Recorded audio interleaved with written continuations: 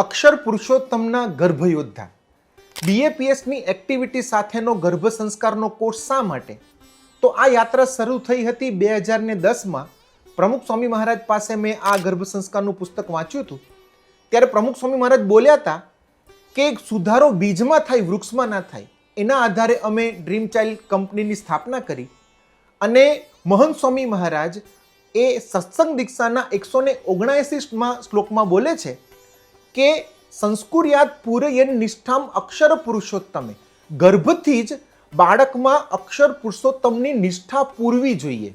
તો આ તો E = MC² જેવું બ્રહ્મ વાક્ય કહેવાય કે ગર્ભને નિષ્ઠા પણ પૂરી શકાય છે.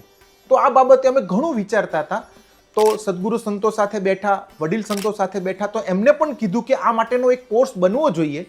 તો વિદ્વાન સંતોના ગાઈડન્સ પ્રમાણે અમે છેલ્લા મહિનાઓથી મહેનત કરી રહ્યા છીએ.